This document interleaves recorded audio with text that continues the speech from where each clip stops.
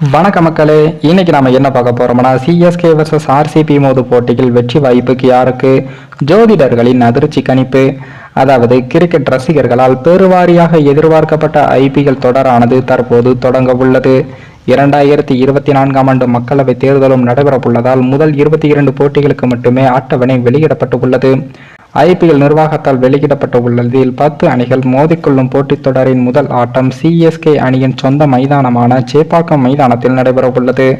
இந்த முதல் போட்டிகள் ஆர்சிபி மற்றும் சிஎஸ்கே அணிகள் மோத உள்ளது. இந்த நிலையில் தான் சிஎஸ்கே அணியின் கேப்டன் தோனி அவர்கள் தனது ஹேர் ஸ்டைலில் சிறிய மாற்றங்களை செய்து உள்ளார்.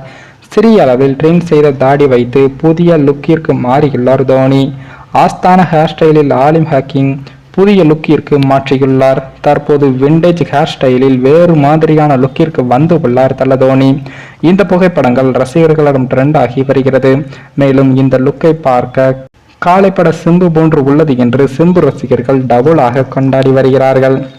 அதே போல ஐபிஎல் தொடரின் முதல் போட்டியானது தற்போது சிஎஸ்கே மற்றும் ஆர்சிபி அணிகள் மோத உள்ளது. இந்த போட்டியில் வெற்றி வாய்ப்பு யாருக்கு என்று நம்ம ஜோதிட சிறுவன் அவர்கள் கணித்து உள்ளார். அதில் தல தோனியின் ராசி கடகம், ஆர்சிபி அணியின் கேப்டன் டூப்ளசிஸ் ராசி துலாம். இதில் கடக ராசிக்கு அதிர்ஷ்ட எண் 2, 7. அதிர்ஷ்ட நாள் திங்கள், வெள்ளி, ஞாயிறு. அதிர்ஷ்ட நிறம் நீலம், மஞ்சள். அதே போல துலாம் ராசிக்கு அதிர்ஷ்ட எண் 4, 5, 8 ஆகும். அதிர்ஷ்ட நாள் என்று பார்த்தால் வியாழன், சனி. அதிர்ஷ்ட நிறம் நீலமாகும். இதில் தல தோனியின் ராசியின்படி அதிர்ஷ்ட எண் 7 ஜெர்சியின் நம்பருடன் ஒத்துப்போகிறது. அதிர்ஷ்ட நாள் வெள்ளி போட்டி நடைபெறும் நாளுடன் ஒத்துப்போகிறது. அதிர்ஷ்ட நிறம் மஞ்சள் அவரது ஜெர்சியின் நிறத்துடன் ஒத்துப்போகிறது.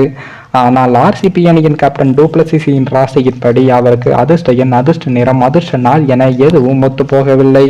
இதனால் ஜோதிட கணிப்பின்படி பார்த்தால் சிஎஸ்கே அணிதான் வெற்றி பெறும் என்று ஜோதிட சிறுவன் அவர்கள் தனது கணிப்பினை கூறியுள்ளார்.